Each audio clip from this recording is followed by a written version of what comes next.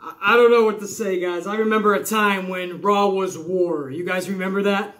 Literally, the show was called Raw is War.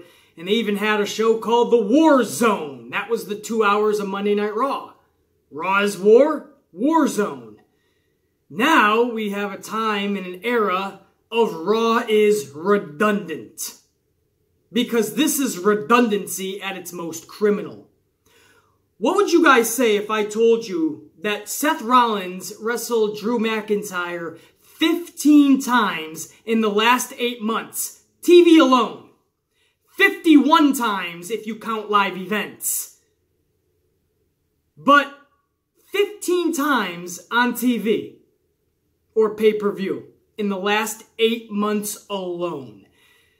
Now, if you put that in perspective, if you say that there's 4 weeks in a month, 15 times would mean almost 4 months worth of TV matches between Seth and Drew.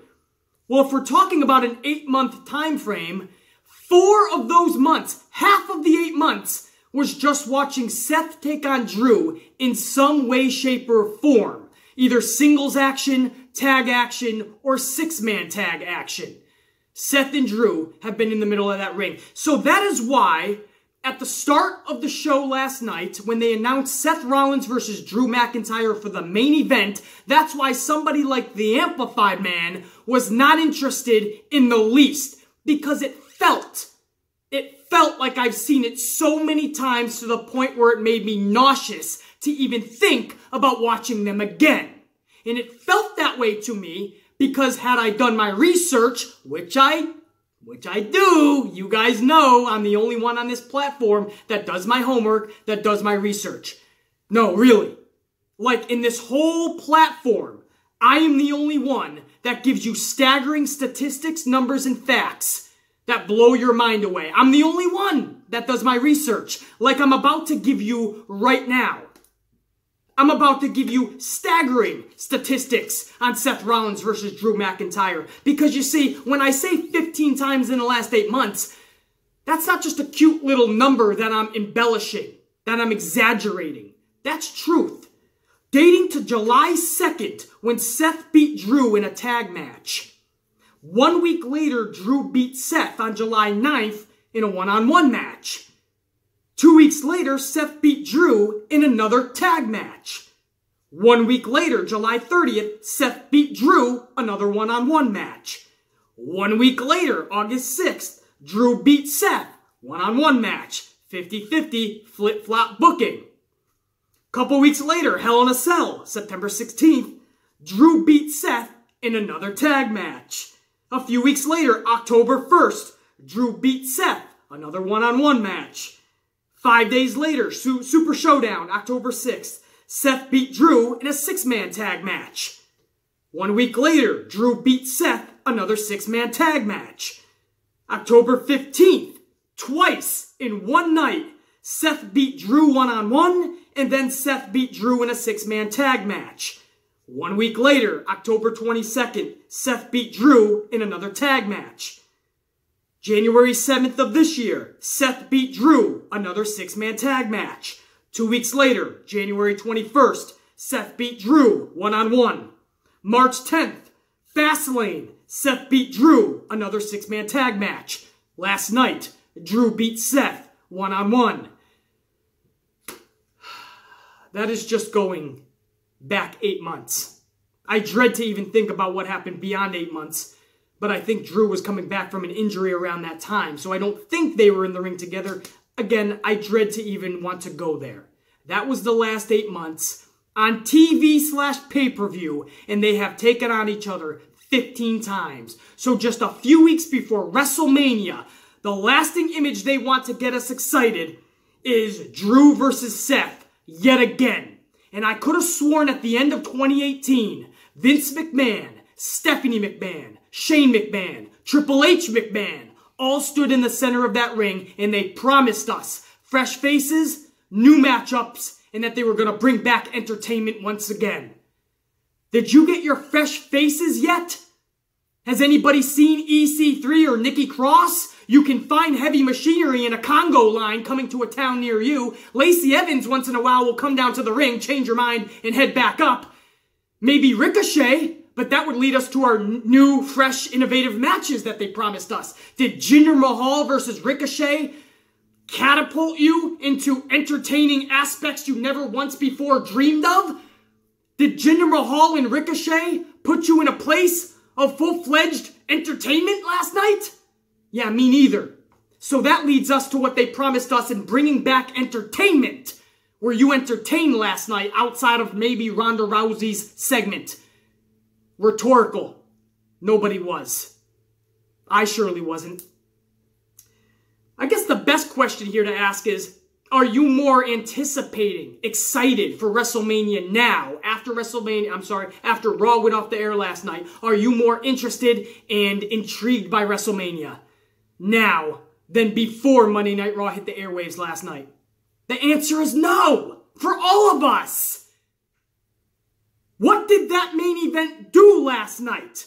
I asked you, the match itself, what did Drew and Seth as the main event weeks before WrestleMania, what did it do for Seth and Brock? What did it do for Drew and Roman at Mania?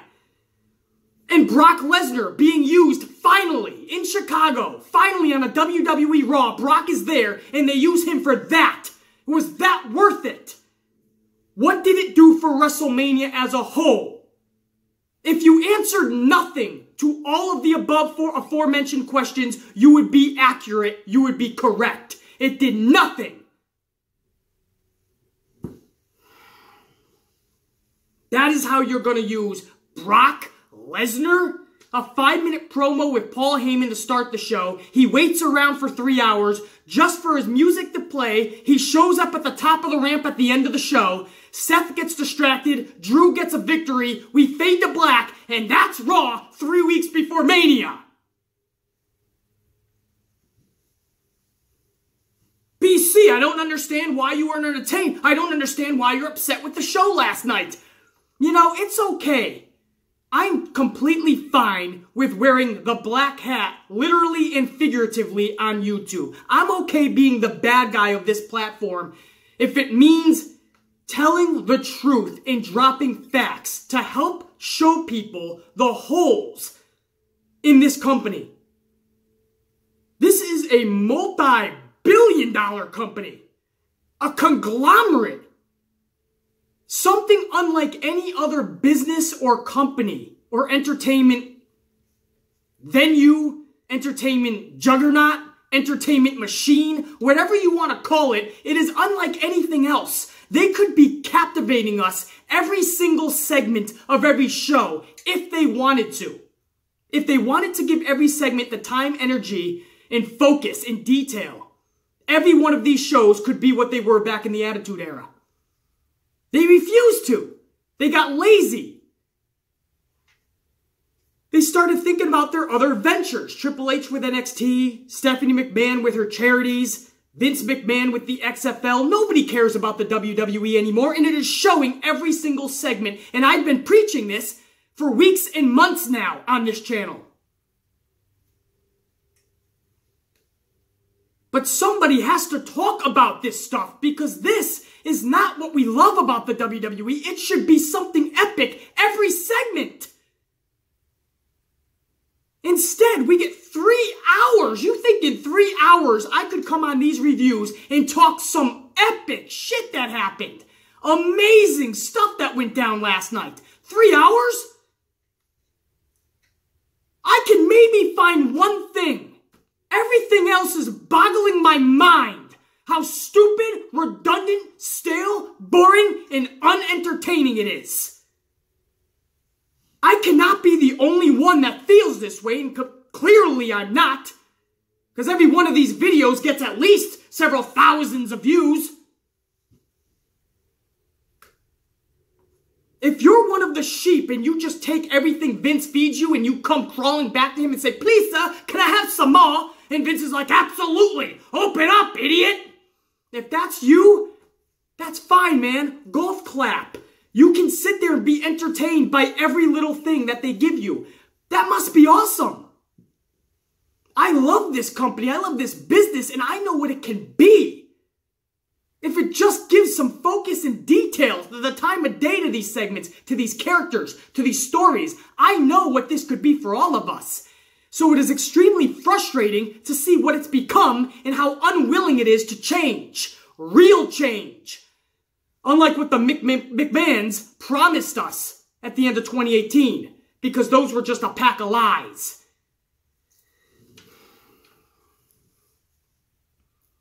It reminds me of the boy that cried wolf. I told that story before on this channel. The boy who went to do his daily tasks in the village, and he came across the sheep that he was supposed to attend to, and he was bored, so he wanted to have some fun. So he started lying. He started calling out, "Wolf! Wolf! There's a wolf!" And the villagers all came running to his aid. "Are you okay? Are the sheep okay? Where did they go?" And the boy would point, and for hours the villagers would go to find these wolves that were never there in the first place. And after a while, the boy finally had his amusement. He finally had his fix, so he started laughing at all the villagers. A few days later, the boy was bored again. As he went to attend to the sheep and do his daily tasks, he was bored, and he just started yelling out again, "Wolf! Wolf!" And all the villagers came running to his aid. "Are you okay? Are the sheep okay?" And the boy would point. They ran that way. And the villagers for hours would go and find these wolves that were never there. And after a while, the boy would just laugh at what he had done. He was amused. He would do it another couple of days later, and a couple of days later, and the villagers kept running to his aid until one day, the boy showed up to attend to those sheep. And in front of that fencing was a pack of wolves. And he yelled out, "Wolves! Wolves!" None of the villagers came to his rescue. The wolves started getting closer. "Wolves! Wolves! Please help! Wolves!" None of the villagers came. Till about a day later, when a couple of villagers came walking through and noticed the sheep were gone, the wolves had gotten to him. And the boy's clothing was all that remained. The sheep had eaten the boy. The wolves had eaten the boy as well as the sheep. And the boy was no more. But why didn't the villagers come to save him? Well, that's the moral of the story. When you tell a lie all the time, when you always are known as a liar, when you do finally tell the truth, nobody's going to believe you. That boy cried wolf so many times that when he really needed help, the wolves actually were there. Everyone passed it off. You can only lie so much before people are going to finally turn the other way, turn their backs on you.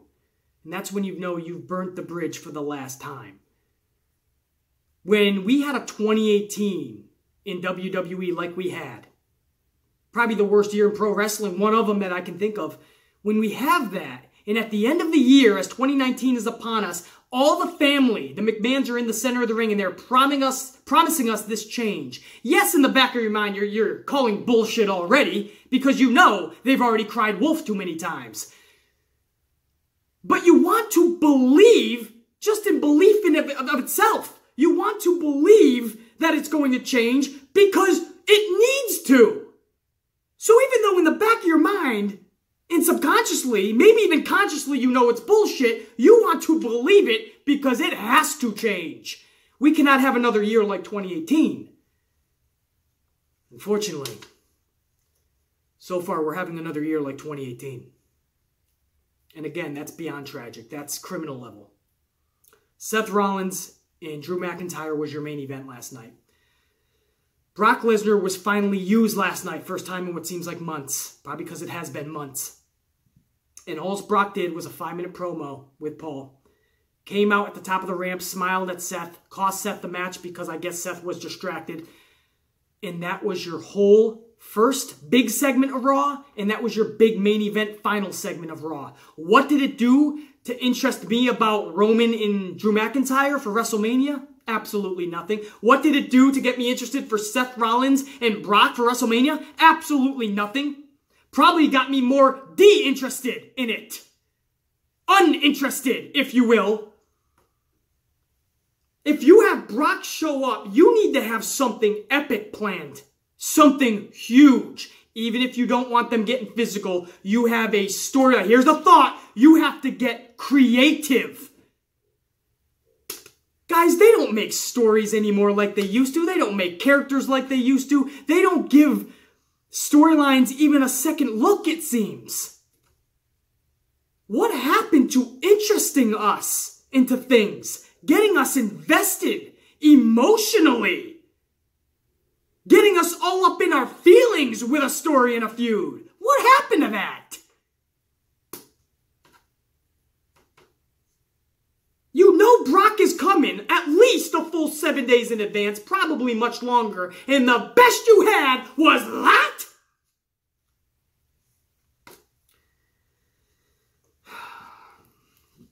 I wish that I could tell you that that is where the redundancy ended. But we went into a Finn Balor tag team partner Braun Strowman taking on Bobby Lashley and Lio Rush. I won't even give you the statistics on how many times we've seen Balor and Lashley, because that would send you through the top of the nearest building you are surrounded by. You'll look out, you'll see the top of the building, you'll climb that son of a bitch, and you'll want to nosedive. And I don't want you to do that, so I'm not going to give you those statistics. Those staggering numbers. Let's just say Finn Balor and Bobby Lashley need to stay away from each other for, oh, I don't know, forever! But they're there again. Another tag match. What's it going to lead to? Finn Balor, Lashley, Mania? Oh, are we going to see the Demon at WrestleMania because it's Brooklyn? Right? It's around that Brooklyn crowd where the Demon always shows up, right? You're there at MetLife Stadium, New Jersey, New York. You got that Brooklyn crowd that's obviously going to be there, a lot of them. Is that what you're going to bring out? The Demon? Of all the times that we've wanted the Demon should have shown up. You're just going to play because it's New York in a match that we don't need to see the Demon. I don't need to see the Demon versus Braun, versus Lio, versus Lashley. I don't need to see the Demon now. We've needed to see the Demon 100 times before that and you didn't show up with him. Now all of a sudden, because it's New York, I would not doubt the Demon shows up for some nonsensical BS match. Balor and Strowman defeat Lashley and Lio Rush. Does anyone care? I give Lio Rush mad props for taking the bangs, the bruises, and the bumps that he did take last night from Braun Strowman, because Lio Rush was getting the shit kicked out of him. When it was all said and done, Strowman got the victory for his team. He holds up Finn Balor's arms like they're best friends, right? He's got a new recess partner for him and Nicholas. They're going to all exchange their juice boxes at lunch together, and everyone's happy. Braun can go on to WrestleMania and take out Colin Jost and Michael Che. Or Colin Che and Michael Jost. Or whatever the fuck their names are. From Saturday Night Live, like I give a shit. I have more redundancy. I can't even stop, guys. So you want me to stop yelling, BC? Don't be so angry, BC. But what can I do? I'm reviewing a show that it seems like I've reviewed 100 times before because it's basically the same show. So Kurt Angle agrees to a match at WrestleMania, his final match with Baron Corbin. I can go over numbers again of how many times Baron and Kurt Angle have fought each other. And that's your WrestleMania match. Earlier in the day, it was announced Shelton Benjamin versus Kurt Angle. Maybe Vince didn't want that out and changed it last second because it ain't Shelton Benjamin anymore. It's Baron Corbin. Are you excited to see Corbin versus Angle? Me neither, even if it is Angle's last match. I'm not sure if I even want to see that on a pre-show. Or in the parking lot of MetLife Stadium at 12 noon.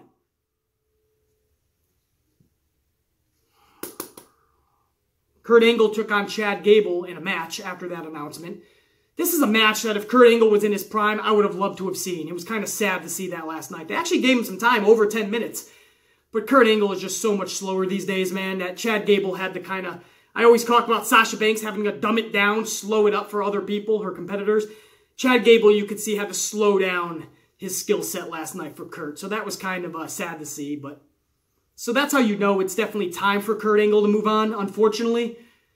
But if Kurt Angle was in his prime, that Chad Gable match last night would have been dynamite. Kurt Angle defeats Chad Gable. Shit, it was just good to see Gable on his own last night. Gable can go on his own one-on-one if you let him. Unfortunately, Vince only sees him as a tag team sideshow act. In there with either Jason Jordan or Shelton Benjamin or Bobby Roode. Who knows who his tag team partner will be next? David Arquette? Eric Bischoff? Cheesehead Charlie? But Chad Gable did get defeated by Kurt Angle as his farewell tour. Kurt Angle's farewell tour, I can speak. Farewell tour continues toward WrestleMania. So even though I don't want to see Chad Gable getting beat, it's Kurt Angle, man. It's his last few matches. We'll throw him some bones. Speaking of Baron Corbin, Apollo Crews defeats Baron Corbin last night. But Apollo Crews just lost to Kurt Angle last week, so this isn't really doing anything for Apollo. BC, Apollo at least got a victory. Okay, it's 50-50 booking, and in Apollo's case, it's like 10-90 booking. 10% victories, 90% losses. So if you have Corbin going to take on Angle at Mania, why have him lose then a couple weeks before? It's 50-50 booking, and it's absolutely tragic beyond belief. But Crews defeats Corbin. So what the hell do I need to see Corbin take on Angle for? If a guy who's been in obscurity since he's got on the main roster is beating Corbin, then obviously a guy that can take out Chad Gable and how good Chad Gable is, then...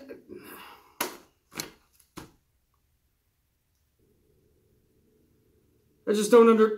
Let's just move on. So then you have Ricochet defeating Jinder Mahal. This is another one of those matches, just why?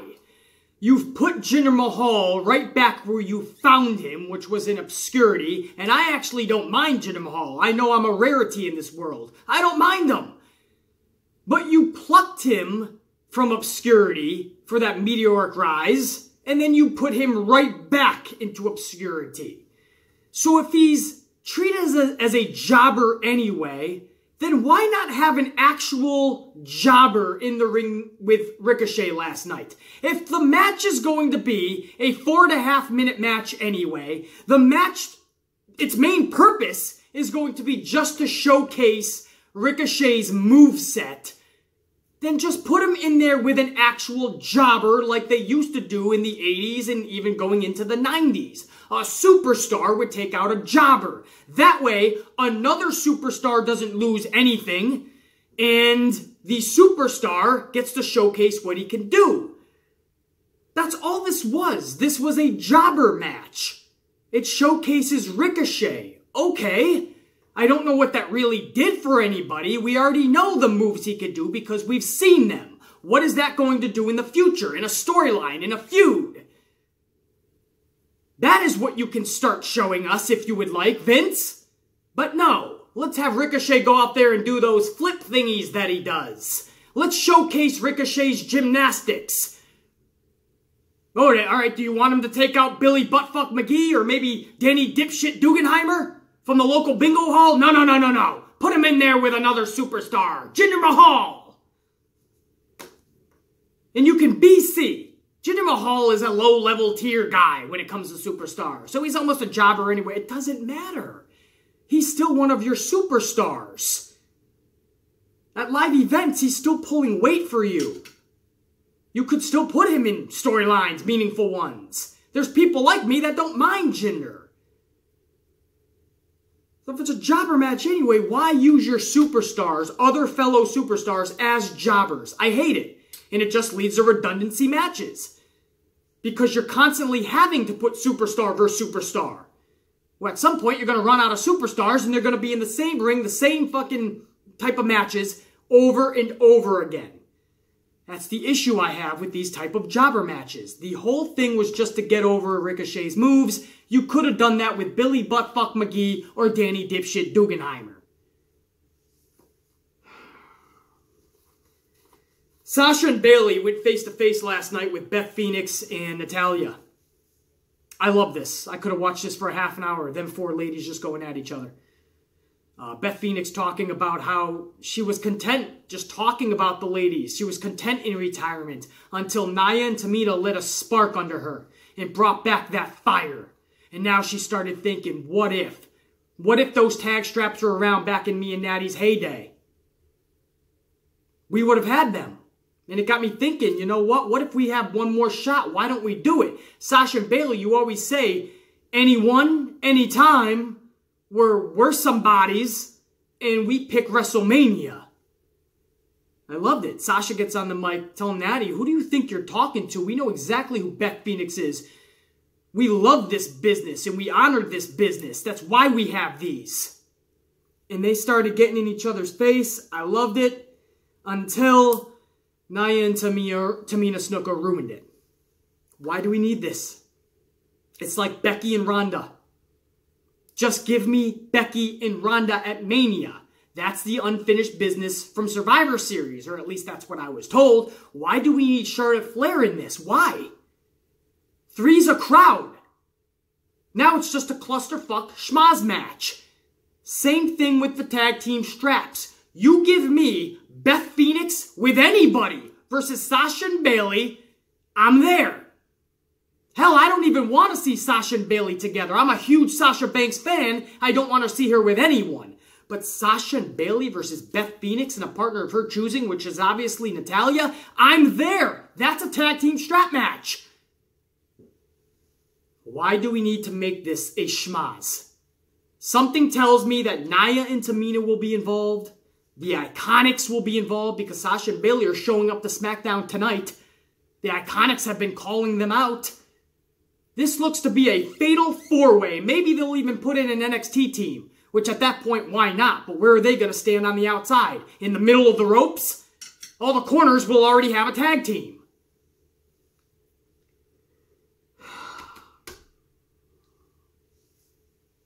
All I'm saying is championship belts should be contested between the champion and the challenger. 1-on-1. If it's a tag team, it's 2-on-2. We've come across an era where now even tag team matches need multi-tag teams. Again, if you don't have a problem with this, golf clap, good for you. I don't know why you're watching channels like this. Because this is for logical people. People with common sense. People with realistic views on what we should be watching. Facts. Truth. That's what this channel stands for. All I'm saying is Sasha and Bayley versus Beth Phoenix and anybody doesn't need anyone else. That is a championship match we will all sit back and watch. Most likely be entertained by. But now you're going to make this a clusterfuck schmaz match. A spot fest. Tamina goes out there. Nia causes a distraction up on the screen. Tamina attacks Beth Phoenix from behind, then takes out Sasha, then takes out Natty. Clears everybody. This is the best Tamina has ever looked. So where was this the past several years? Exactly. If it didn't seem believable, it's because it's not.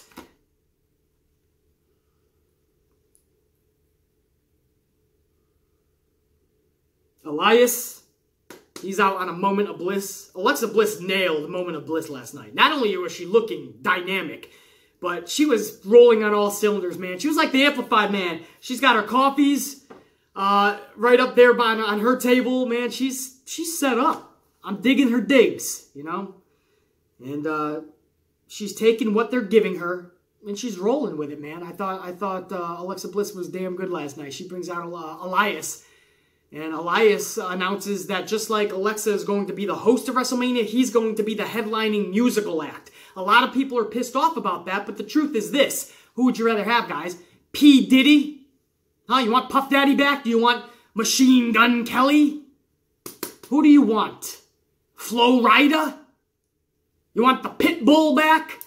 At least Elias could maybe lead to something. Maybe the Undertaker's going to come out of nowhere and tombstone him through the ring. Who knows? Through the rampway. Tombstone him off the stage. Who knows? That could be exciting. Maybe John Cena shows up and F5.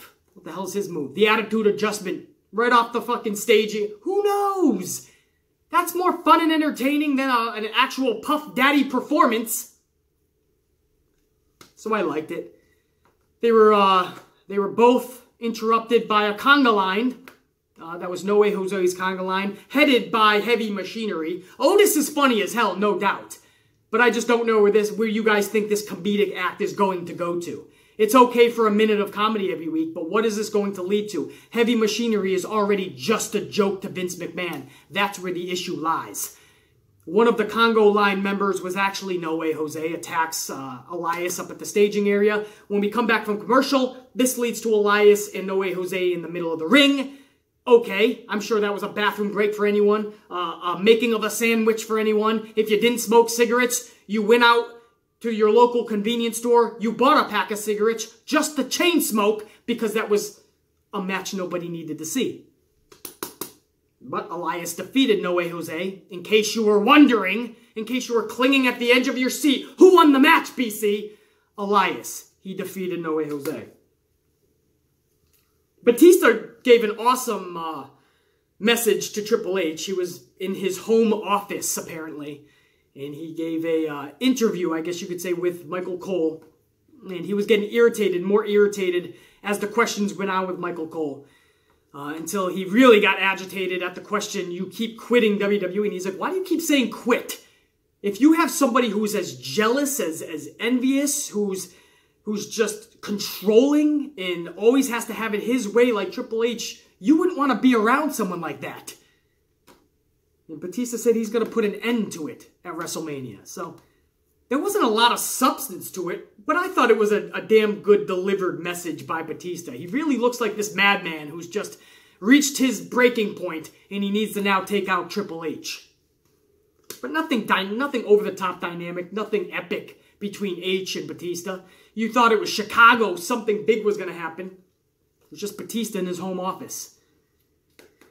And then the last thing I'm going to talk about is the best part of the night, the only entertaining segment. Ronda Rousey steamrolling to the ring in her match with Dana Brooke. The championship is on the line. Now, I know, at the surface, you're thinking, wow, Dana Brooke versus Rousey. This is a joke. And you may be right. But the way they had Dana Brooke come out last week and give that speech, and you could see that realistically she's trying to hold back the tears because it's real. That's not just Dana Brooke, that's Ashley coming out, the real person. And then last night, before she steps through the curtain, she's given another emotional interview with Charlie Caruso. And she's talking about, yeah, I might not be better than Ronda Rousey as a whole, but all I need is to be better than her for 3 seconds. And this is everything I've worked for, and this is for all of us. Anybody who's been told or held down or told they can't do something. So even you knew Dana Brooke was going to get annihilated, and realistically, she should be. You still were kind of like, where are they going with this, man? They're really giving Dana a lot of mic time. They're really letting Dana show like she's putting everything she's ever worked for into this match. And when the match started, it was over in like 5 seconds. If that. Ronda Rousey with a kick takes her down. Armbar. Dana Brooke is tapping out, yelling, screaming.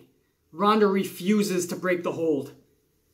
Ronda then starts pushing referees, smacking security outside. Literally, security was out there.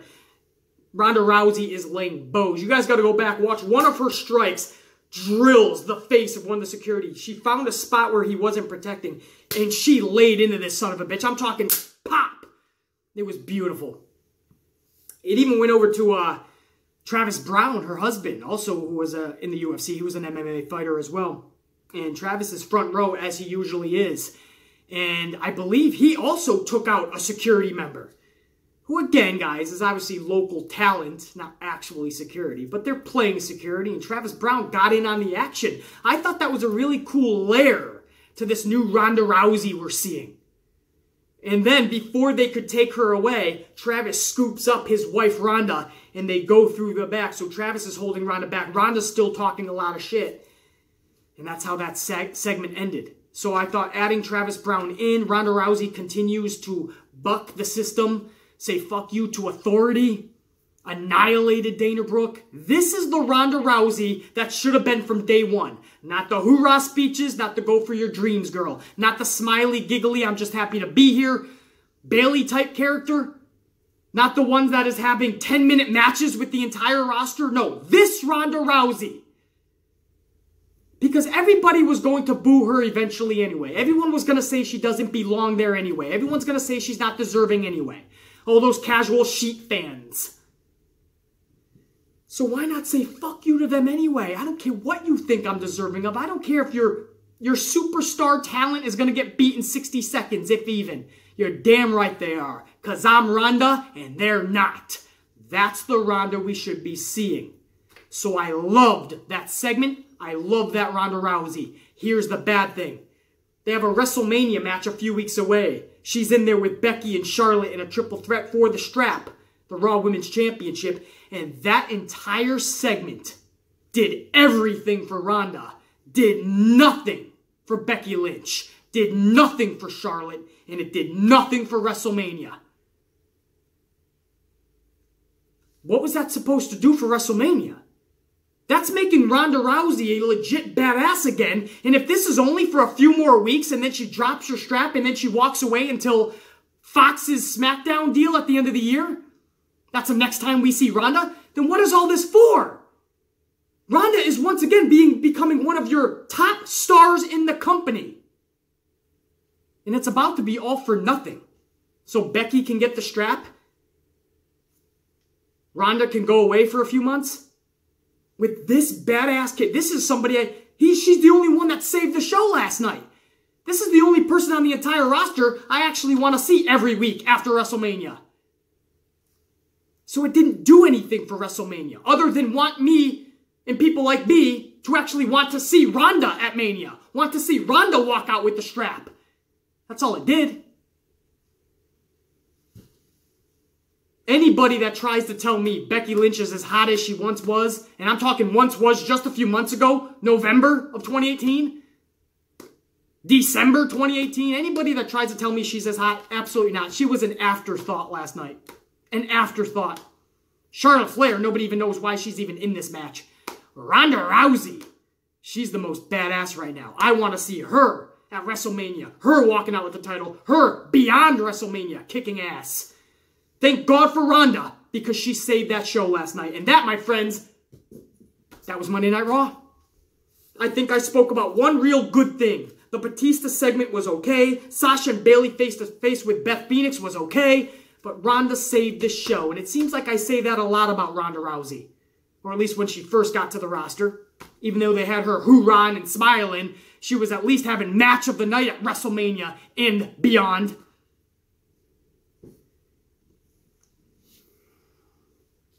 They got to pick it up, man. They got to pick it up. And that was so tragic that I don't even want to wait till next week's Raw for them to pick it up. They have to pick it up tonight. SmackDown has to pick up the slack for Raw. They've done it so many times before. They need to do it again. I'm told that the gauntlet match with Kofi Kingston is going to start off SmackDown. So that tells me the first full hour of SmackDown could be that gauntlet match. So hopefully it's captivating us, guys. I really hope so. Because we need a good, solid show. Last night, a couple weeks before WrestleMania, that just put me in a fucking... in a space where it just doesn't even feel like WrestleMania season. Man, that's a fucking... that's an absolute fucking shame, man. I'm going to down the rest of this shit and go about my business. I'm going to catch SmackDown like the rest of you guys tonight. And I'm going to rejoin you guys tomorrow morning. And I hope I'm in a lot better mood. I assure you. Not that I'm not. I'm going to go and smile. I'm going to do my Finn Balor out there in the world. I'm going to smile and I'm going to fucking be happy for everyone. But the second somebody agitates me, man, they're going to get popped right in the fucking face. Bottom line. I'll be happy until somebody pisses me off. Alright? But this is WrestleMania. We all should be excited for this shit, man. This should not be going the way it is. This is bullshit. And channels like this should not be letting them off the hook. You're not going to get a Simon on this channel. I give this 97 thumbs up. It was an entertaining show with only a couple of downs. Fuck that. Fuck you, Simon. You're a piece of shit if you're going to lie to your audience. I can't wait to the day to say it to his fucking face. Amplified, man. I'm going out to the world and kicking ass. Do yourselves a favor and do the same. Much love and respect. For now, holla at your boy. Peace, cuz he's out. Check you.